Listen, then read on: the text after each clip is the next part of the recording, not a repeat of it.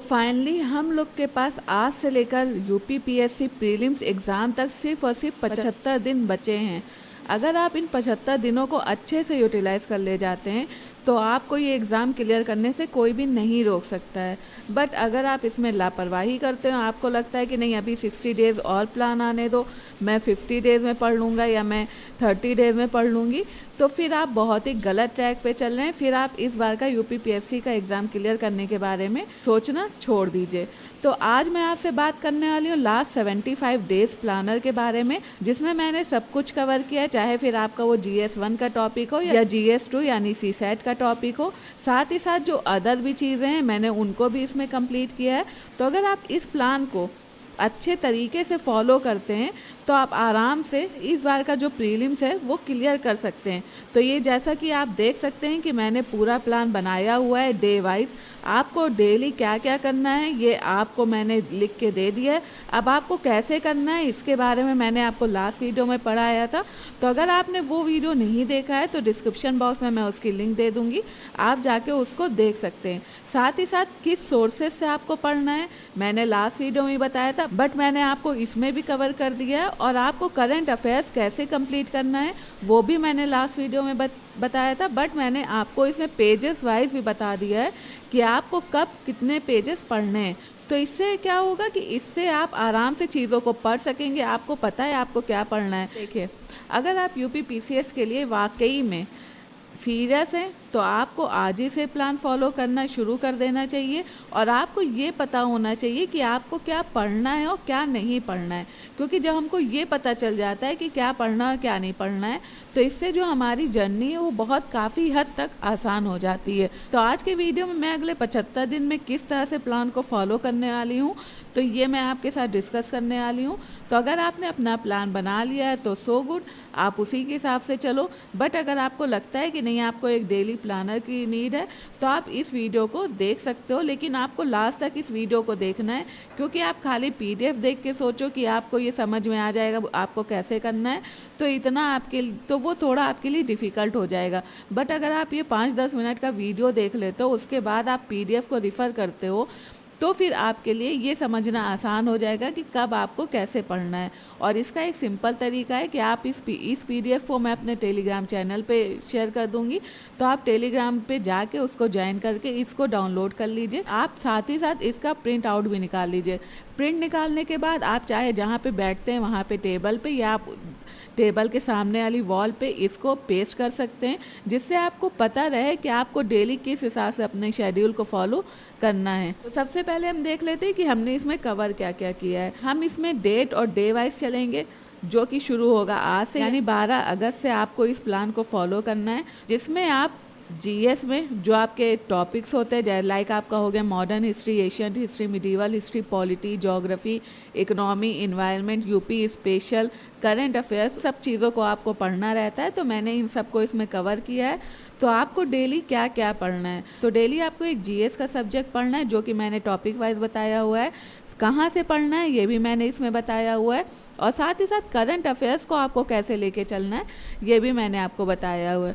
उसके बाद आपको अदर में क्या पढ़ना है वो भी मैंने आपको इसमें क्लैरिफाई कर दिया है। अगर आपको लगता है कि आपको ये सब अभी से पढ़ना चाहिए तो आपके लिए बहुत अच्छा है, आप अभी से कर लो, क्योंकि हमको ना अगर युद्ध में उतरना है तो सारी तैयारी करके चलनी है। अगर आप ये छोड़ दो कि नहीं चलो ये मैं लास्ट में पढ़ लूँगा, ये मैं लास्ट में पढ़ लूँगी, तो पॉसिबल नहीं है। लास्ट में जैसे जैसे टाइम कम होता जाता है हम लोग थोड़ा सा हड़बड़ा जाते हैं, हमारे अंदर एक तरह से कन्फ्यूज़न शुरू हो जाती है, तो कहीं ना कहीं कुछ ऐसे इंपॉर्टेंट टॉपिक्स हैं जो हम उसको छोड़ देते हैं। तो अगर आप अभी से इसको 1-1 घंटा, ये जो अदर वाले टॉपिक है आपको इसको ज़्यादा टाइम नहीं देना, सिर्फ अगर आप इसको 1-1 घंटा देते हो तो मोर देन सफिशिएंट है ये टॉपिक कवर करने के लिए। और आपका 1 घंटा कैसे आपको 10, 15, 20 नंबर आगे ले जाएगा बाकी बच्चों से, तो ये आप खुद ही रियलाइज़ करेंगे जब आप पेपर करके आएंगे। तो सबसे पहले हम देख लेते हैं कि 12 अगस्त से लेकर 17 अगस्त तक हमको क्या पढ़ना है। तो 12 अगस्त से लेकर 17 अगस्त तक हमको मॉडर्न हिस्ट्री पढ़ना है। मॉडर्न हिस्ट्री में आपको 5 दिन आपको इसको पढ़ना है। मैंने टॉपिक्स दे दिया है और मैंने अपने नोट्स के पेजेस दे दिया है। जैसे कि मेरा नोट्स है 65 पेजेस का, इसमें मैंने सारे टॉपिक्स भी कराए हैं और साथ ही साथ मैंने उनके PIQs भी दिए हैं उन टॉपिक्स के साथ, ताकि आपको पढ़ना आसान हो जाए। तो अगर आप मेरे नोट से पढ़ते हैं तो आपको डेली सिर्फ और सिर्फ 13 पेजेस पढ़ने हैं। इन्फोग्राफिक्स के थ्रू समझाया गया है, तो भले ही आपको ये पेजेस देखने में ज़्यादा लग रहा हो कि यार 13 पेजेस मैं कैसे कवर कर लूँगी, तो इसमें कोई डिफ़िकल्ट नहीं है। नोट्स मैंने अपने टेलीग्राम चैनल पे डाले हुए हैं, आप वहाँ पे जाके देख सकते हो कि वो सिर्फ इन्फोग्राफिक बेस, ट्रिक्स बेस है। तो वहाँ पे आपको ज़्यादा पढ़ना नहीं है, आपको वहाँ जो कि मैंने आपको समझाने के लिए दिया हुआ है, तो अगर आप उसको रिफ़र करते हैं तो आपको 5 दिन तक खाली 13 पेजेस डेली पढ़ना है और लास्ट में आपको कंप्लीट मॉडर्न हिस्ट्री का रिवीजन करना है। उसके साथ ही साथ जब आपका रिवीजन हो जाए तो आपको क्या करना है, आपको मॉडर्न हिस्ट्री के जो यूपी पीसीएस में क्वेश्चंस आए 2023 से 2015 तक उसको सॉल्व करना है, क्योंकि एटलीस्ट हम लोग को 10 साल का पेपर सॉल्व करना चाहिए। मोस्ट ऑफ द टाइम क्या होता है कि काफ़ी सारे क्वेश्चन जो हैं वो रिपीट भी हो जाते हैं, तो इससे एक तरह से हमको पता भी चल जाएगा कि किस टॉपिक से किस तरह के क्वेश्चन आ रहे हैं, साथ ही साथ कौन सा टॉपिक ज़्यादा इंपॉर्टेंट है वो भी पता चल जाएगा। अगर उसमें से कुछ क्वेश्चन रिपीट हो रहा है तो आप आराम से उसको आंख बंद करके टिक कर दोगे और आप लोगों से आगे हो जाओगे। तो ये फ़ायदा हो जाएगा आपका PIQs करने का। साथ ही साथ उसके नेक्स्ट डे हम लोग मॉडर्न हिस्ट्री का क्वेश्चन जो है उसका रिवीजन करेंगे। जो आपने PIQs देखिए, आपको सिर्फ PIQs सॉल्व नहीं करने, आपको एनालिसिस भी करना है कि आप किस एरिया में ज़्यादा स्ट्रांग है, आप किस एरिया में वीक हो रहे हैं, आपको कौन सा टॉपिक अच्छे से समझ में आ रहा है, कौन सा नहीं आ रहा है। तो वो ऑब्जर्व करना, उसको एनालिसिस करना, उसके शॉर्ट नोट्स बना लेने हैं। अगर आप अपने शॉर्ट नोट्स बना लेते हैं PIQs के तो सो गुड, अगर नहीं बनाते हैं तो इस पर भी मैंने अपना नोट्स बनाया हुआ है, तो वो भी मैं आपके साथ शेयर कर दूंगी। बट ये मैं आपको डेली कराते हुए चलूँगी, डेली मैं आपको मॉडर्न हिस्ट्री पढ़ाते हुए चलूँगी, साथ ही साथ आपका जो करंट अफेयर्स है घटना चक्र का जुलाई का उसको करते हुए चलूँगी। और यूपी स्पेशल आप बोलो तो मैं उसको करा दूँ, वरना ये आप खुद से भी कर सकते हो, इतनी बिग डील नहीं है इसमें। तो आपको क्या करना है कि लास्ट के 6 डेज़ यानी 17 अगस्त तक आपको मॉडर्न हिस्ट्री करना है। फिर आपका आ जाता है संडे। संडे में हम लोग क्या करेंगे, कम्युनिकेशन करेंगे। देखिए, अगर कम्युनिकेशन की बात की जाए तो सोर्सेज की अगर मैं बात करूं, मैंने बहुत ज़्यादा सर्च किया यूट्यूब पर भी और ऐसे भी, मुझे कोई रिलेवेंट कंटेंट नहीं मिला।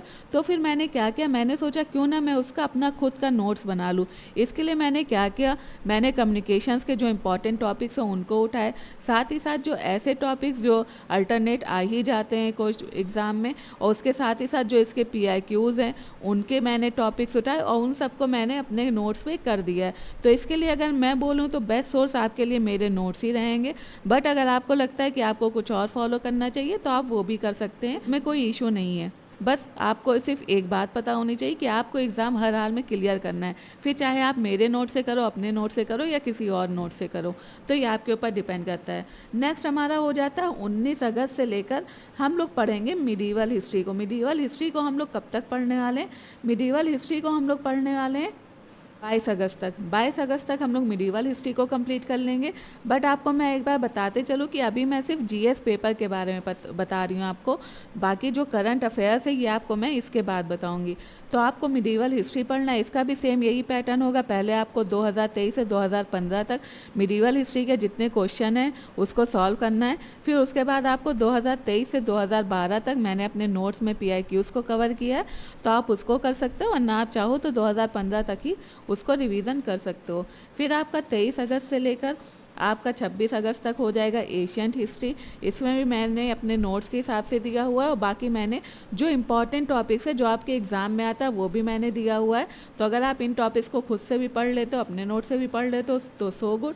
अगर आपको लगता है कि इतनी ज़्यादा रिसर्च कौन करे तो आप एक काम करो, आप इसमें तो आप मेरे नोट्स को भी रिफ़र कर सकते हो। अब जैसे कि आप देख सकते हो कि आपको क्या क्या मतलब कहाँ से पढ़ना है, तो मॉडर्न हिस्ट्री आपके लिए स्पेक्ट्रम बेस्ट है और घटना चक्र, ये दोनों को आपको करना है। अगर आपको लगता है कि अब आपके पास टाइम नहीं है कि आप इतनी मोटी बुक्स पढ़ो, तो आप मेरे नोट्स रिफ़र कर सकते हो। साथ ही साथ अगर आप मिडीवल हिस्ट्री में के बारे में देखो तो देखो मिडीवल हिस्ट्री में कुछ ऐसे क्वेश्चन आ जाते हैं जो सारी बुक में नहीं रहते। वो देखा जाए तो अलग अलग बुक में एक एक क्वेश्चन मिलेंगे, तो एक एक क्वेश्चन के लिए इतनी मोटी मोटी बुक पढ़ना मुझे नहीं लगता कि आपके लिए सही होगा। तो आप बाकी अपने हिसाब से देख लो। बट अगर आप चाहो तो किसी कोचिंग का नोट्स रिफ़र कर सकते हो। साथ ही साथ आपको ल्यूसेंट और घटना चक्र पढ़ना पड़ेगा। अगर आप इन तीनों को नहीं पढ़ना चाहते हो तो आप मेरे नोट्स भी ले सकते हो जिसमें ऑलरेडी ये सब कवर हुआ है, तो आप उससे पढ़ सकते हो। सेम आपका मिडीवल हिस्ट्री का भी सोर्स हो जाएगा कि आपके पास अगर कोई कोचिंग मटेरियल है तो तो सो गुड। अगर आप ऐसे अपने आप से पढ़ना चाहते हो तो भी कोई इशू नहीं है, एशियन हिस्ट्री के लिए हो जाएगा। और इसमें क्या क्या टॉपिक आपको पढ़ना है, जैसे आपको मौर्यन डायनेस्टी पढ़ना है, जैनिज़्म और बुद्धिज़्म हो गया, इंडस वैली सिविलाइजेशन हो गया, वैदिक पीरियड हो गया, ये सब आपके हर साल क्वेश्चन इन टॉपिक से पूछे जाते हैं। तो ये मैंने सारे इंपॉर्टेंट टॉपिक्स दिए हुए हैं। मुझे नहीं लगता इस वीडियो को देखने के बाद आपको कुछ और देखना पड़ेगा। फिर हम लोग क्या करेंगे, हम लोग पॉलिटी पे आ जाएंगे। पॉलिटी में टोटल 145 पेजेस हैं, जिसमें अगर आप मेरे नोट्स देखोगे जाके ग्रुप पे, तो उसमें सिर्फ और सिर्फ पिक्टोरियल फॉर्म में और आपको मिनेमोनिक्स से और इंफोग्राफिक्स से उसको समझाया गया है, तो आप उसको भी कर सकते हो। तो ये पॉलिटी आपको कब से कब तक पढ़ना है, सेम यही पैटर्न है। पॉलिटी आपको पढ़ना है 4 सितंबर तक। 4 सितंबर तक ये मैंने सारे इंपॉर्टेंट टॉपिक्स दिया है, तो आप इन इंपॉर्टेंट टॉपिक से भी पढ़ सकते हो या फिर आप मेरे नोट से भी पढ़ सकते हो। इसका भी वही पैटर्न होगा कि आपको 2023 से 2015 के क्वेश्चन सॉल्व करने हैं और उसको अगले दिन आपको रिवीजन करना है। आप चाहे अपने नोट से कर लो या तो मेरे नोट से कर लो। फिर आपको साइंस पढ़ना है। साइंस आपको 5 सितंबर से लेकर 13 सितंबर तक पढ़ना है। तो इसमें सारे इंपॉर्टेंट टॉपिक इसमें भी मैंने दे दिया है। इसका भी सेम ही पैटर्न होगा कि आपको कैसे पढ़ना है। नेक्स्ट आपका हो जाता है ज्योग्राफी। ज्योग्राफी भी आपको करते हुए चलना है। कब से शुरू होगा, ये होगा 14 सितंबर से 20 सितंबर तक। उसके बाद हम आ जाते हैं इन्वायरमेंट में। इन्वायरमेंट आपको पढ़ना है 21 सितंबर से लेकर 25 सितंबर तक। और उसके बाद आपको इकोनॉमी पढ़ना है। इकोनॉमी आपको कब से कब तक पढ़ना है, इकोनॉमी आपको पढ़ना है 26 सितंबर से लेकर 1 अक्टूबर तक। फिर अब हम आ जाते हैं अक्टूबर में। तो अक्टूबर में आपको साइंस एंड टेक के कुछ इंपॉर्टेंट टॉपिक्स हो जाते हैं, जैसे इसरो नासा के मिशंस हो गए, तो आप उसको भी पढ़ सकते हैं। तो यहाँ पे हमारा ये जो GS1 का है सब्जेक्ट हो जाते हैं। करंट अफेयर्स को छोड़ के वो कैसे करना है वो भी मैं बताऊँगी। उसके बाद आपको ये रिवीजन करना है। तो रिवीजन कैसे करना है, आपको कंप्लीट सारी चीज़ों को पढ़ना है। उसके बाद आपको उसके PIQ सॉल्व करने हैं और देखना है कि आप किस में अच्छे हो, आपसे कहाँ गलतियाँ हो रही हैं, उसको आपको इम्प्रूव करना और फिर आपको उसको रिवाइज करना है। तो इस तरह से आपको पढ़ते हुए चलना है। अब हम देख लेते हैं इसमें कि आपको पढ़ना कैसे है। तो जैसे इसमें पहला हो गया कि आपको 1857 के रिवॉल्ट के पहले क्या हुआ था और बाद में क्या हुआ था, और 1857 के रिवॉल्ट में क्या हुआ था, इन सबको आपको पता होना चाहिए। इसमें सबसे पहले कि कौन सा आंदोलन किससे रिलेटेड है, कौन लीडर्स थे, किस प्लेसेस पे कौन से लीडर्स थे, इस तरह से आपको इन सारे टॉपिक्स को करना है। गार्जियन मूवमेंट एरा कौन सा है, ये सब आपको करना है। साथ ही साथ सोशल कल्चरल जो रिफॉर्म्स है, जो रिवोल्यूशनरी मूवमेंट्स है, उनको आपको देखना है। तो ये सब मैंने ऑलरेडी लास्ट वीडियो में करवाया हुआ है, तो वीडियो इसको लंबी खींचने से कोई फ़ायदा है नहीं, तो आप ये कर लीजिएगा। अब हम आ जाते हैं कि करंट अफेयर्स हमको कैसे क्या करना है।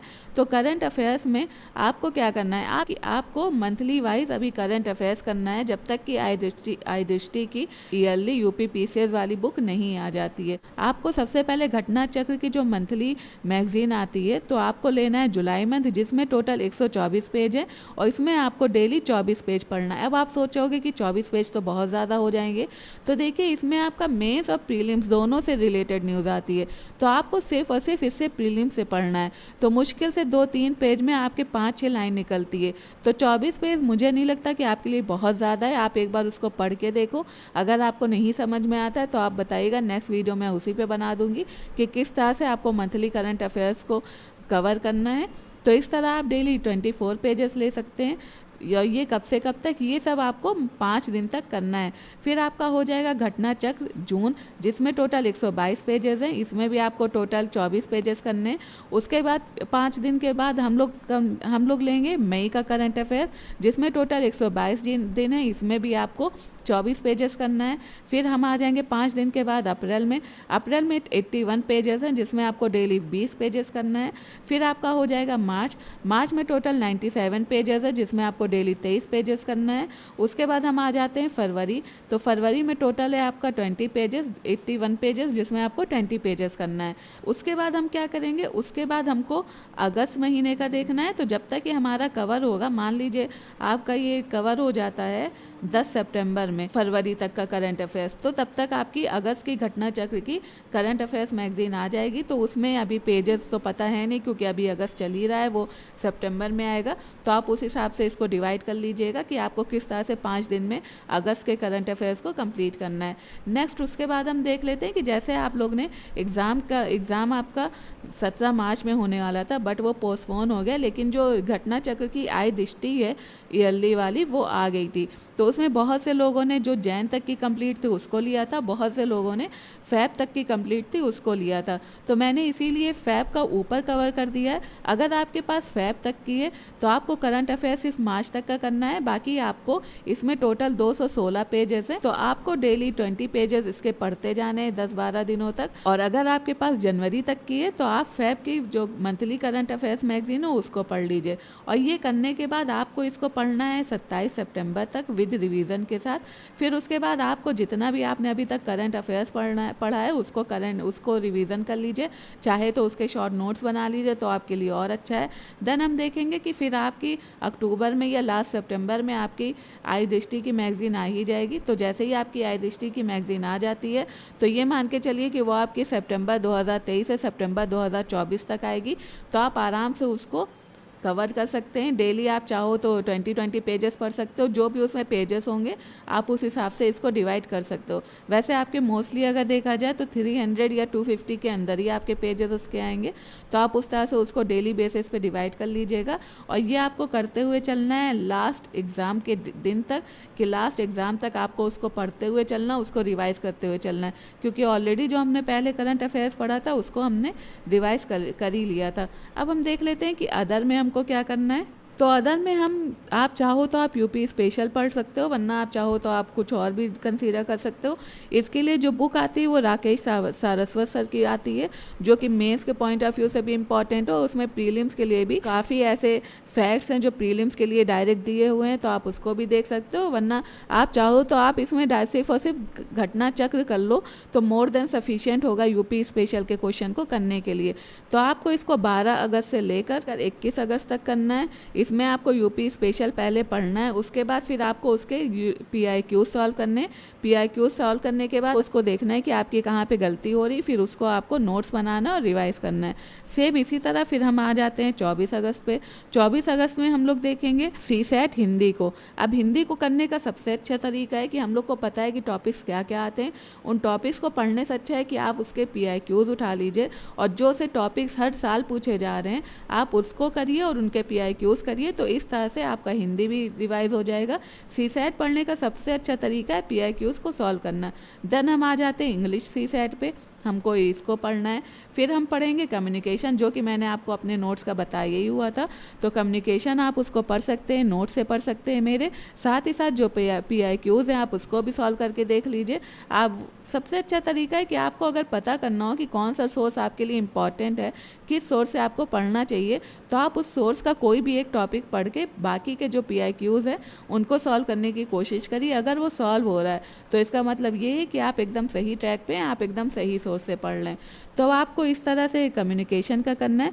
सेम आपको रीजनिंग का भी इसी तरह से करना है कि किस तरह से आपको रीजनिंग को लेकर चलना है। PIQs के साथ रीजनिंग में कुछ इंपॉर्टेंट टॉपिक्स हो जाते हैं, जैसे कोडिंग, डिकोडिंग हो गया, आपका अल्फ़ाबेट सीरीज़ वाला हो गया, न्यूमरल सीरीज़ वाला हो गया, कैलेंडर हो गया, क्लॉक हो गया। तो ये सब आपके इंपॉर्टेंट टॉपिक है, आप उस हिसाब से भी इसको कर सकते हो। अदरवाइज़ आप PIQs से भी सॉल्व कर लोगे, वो आपके लिए ज़्यादा बेटर होगा। तो इस तरह से क्या हो गया कि जो इम्पॉर्टेंट हमारे CSAT के लिए, बहुत से लोग CSAT ही में अटक जाते हैं, उनका एग्ज़ाम क्लियर नहीं हो पाता है। तो इसी वजह से अगर आप अभी से CSAT को लेकर चलोगे 75 डेज़ तक, तो आप फिर ये आप भूल ही जाओ कि आपको कोई फेल कर सकता है। आपका GS भी स्ट्रांग हो जाएगा और आपका CSAT भी स्ट्रांग हो जाएगा। तो आप दोनों को लेकर चलो। आप ये मत देखो कि 33% ही आने हैं तो मैं ले आऊँगी या ले आऊँगा, क्योंकि मोस्ट ऑफ द टाइम क्या होता है कि हमसे माइनर से मिस्टेक हो जाती है और हम एक एक नंबर से, आधे नंबर से लिस्ट से बाहर हो जाते हैं। तो आपको कोई गलती नहीं करनी है। देन उसके बाद जब हम ज्योग्राफी पढ़ेंगे तो उसी के साथ हम मैपिंग कर लेंगे। मैपिंग के लिए कई बुक्स आती है, जैसे सबसे अच्छी मानी जाती है ब्लैक स्वान की जो ब्लैक बुक आती है वो। तो आप उसको देख लीजिएगा। उसमें आपको क्या करना है, जो प्लेसेस सबसे ज़्यादा न्यूज़ में लगातार चल रहे हैं आप उन पे ज़्यादा फोकस करो। आपको जो कंट्रीज़ है, जैसे मोस्ट ऑफ द कंट्रीज़ आप देखो, साउथ अमेरिका की उससे कैपिटल पूछ ली जाती है, अफ्रीका कंट्रीज़ की कैपिटल पूछ ली जाती है, एशियन कंट्रीज़ की कैपिटल पूछ ली जाती है। तो उस तरह से जो इंपॉर्टेंट कंट्रीज़ आपको आ रही है PIQs आप उनके देख लो, उनकी कैपिटल को देख लो, और वहाँ पे कौन सी करेंसी चलती है आप ये देख लो, तो मोर देन सफिशिएंट होगा कि मैपिंग से के जो 2-3 क्वेश्चन आते हैं, 3-4 क्वेश्चन आते हैं, वो आराम से हो जाएंगे। तो आप इसको प्रैक्टिस कर लीजिए। उसके बाद हम आ जाते हैं अपने CSAT के लास्ट पार्ट पे और इम्पॉर्टेंट पार्ट्स पे, जो कि हो जाएगा मैथ। बहुत से लोगों की मैथ अच्छी है तो उनको सिर्फ और सिर्फ PIQ सॉल्व करने हैं, बट बहुत से लोगों की मैथ अच्छी नहीं होती है, तो उनको क्या करना है, उनको कुछ ऐसे इंपॉर्टेंट टॉपिक्स है जिसको करके जाना है। मैथ से आपका 25, 30 या 35 क्वेश्चन आ रहे हैं, अगर आप इन टॉपिक्स को कर लेते हो तो आप आराम से उसमें अच्छे खासे क्वेश्चन कर ले जाओगे। शायद ही 4-5 क्वेश्चन ऐसे हो जो आप न सॉल्व कर पाओ, बट आप कर लोगे अगर आपकी मैथ अच्छी नहीं है तो भी। तो आपको इसमें क्या करना है, आपको नंबर सिस्टम पढ़ना है PIQs के साथ। उसके बाद आपको पढ़ना है एवरेज, फिर हम देख लेते हैं परसेंटेज, जो कि इम्पॉर्टेंट टॉपिक हो जाता है। उसके बाद हम पढ़ेंगे कंपाउंड और परसेंटेज। उसके बाद हम लोग पढ़ेंगे प्रॉफिट एंड लॉस, फिर हम पढ़ेंगे कंपाउंड एंड सिंपल इंटरेस्ट। उसके बाद हम देख लेंगे रेशियो, फिर उसके बाद हम पढ़ने वाले स्पीड, टाइम और डिस्टेंस के बारे में। उसके बाद जो आपका अलजेब्रा और ज्योमेट्री के क्वेश्चंस आते हैं तो आप उसको भी देख लीजिए, क्योंकि इससे भी अच्छे खासे क्वेश्चन पूछे जाते हैं। तो आप इसको PIQs की मदद से करिए और फार्मूला इसका आप नोट कर लीजिए, उसको याद कर लीजिए, उसको अच्छे से रिमेंबर कर लीजिए। तो इससे आपकी जो मैथ है वो आसान हो जाएगी। इन सब करने के बाद हम आ जाते हैं, आपके मैथ हमारा कंप्लीट हो जाता है 12 अक्टूबर तक। 13 अक्टूबर को हम लोग डेली CSAT के PIQs लगाएंगे, जो कि हम लोग शुरू करेंगे 2023 से, और हम लास्ट तक इसको कब तक सॉल्व करेंगे, 2015 तक के, यानी 2023 से 2015 तक के CSAT के PIQs आपको सॉल्व करने। उसके बाद फिर आपका रिवीजन हो जाता है। आपका जो GS में है वो आपका 4 रिवीजन हो जाएगा, CSAT का भी आपका रिवीजन होता हुआ चलेगा। तो आपका जो सिलेबस है वो आसानी से कंप्लीट हो जाएगा और आपको एक तरह से कॉन्फिडेंस भी मिलेगा कि हाँ आप एग्ज़ाम को कर सकते हो। तो इसलिए ये मेरे हिसाब से तो एकदम परफेक्ट प्लान है। बट अगर आपने अपना प्लान बनाया है तो आप उसको भी फॉलो कर सकते हो, या अगर आपको यही प्लान फॉलो करना और आपको लगता है कुछ चेंजेस करने चाहिए तो आप उसको भी देख लो, आप इसमें कुछ चेंजेस भी कर सकते हो। ये था मेरा आज का प्लान। मैं डे 1 के उससे डेली आपको टारगेट भी दिया करूँगी, जिस तरह से मेरे पास आ रहा था कि मैम डेली टारगेट दीजिए, डेली टारगेट फिर से शुरू कर दीजिए, तो मैं डेली टारगेट भी आपको दिया करूँगी। तो आज की वीडियो में बस इतना ही। आई होप आपको मेरा वीडियो पसंद आएगा। अगर आपको मेरा वीडियो पसंद आता है तो मेरे वीडियो को लाइक एंड शेयर और चैनल को सब्सक्राइब करना ना भूलें। साथ ही साथ आप टेलीग्राम पर भी मुझसे जुड़ जाइए ताकि आपको सारे अपडेट्स मिल सकें, और वहीं पे मैं सारी PDF भी शेयर करती हूँ, तो आप उसको भी देख सकते हैं। उसकी लिंक मैंने डिस्क्रिप्शन बॉक्स में दे दी है, तो आप वहाँ से जाके डाउनलोड कर सकते हैं। तब तक के लिए अच्छे से पढ़ते रहिए, अपना ख्याल रखिए। Thank you, bye bye.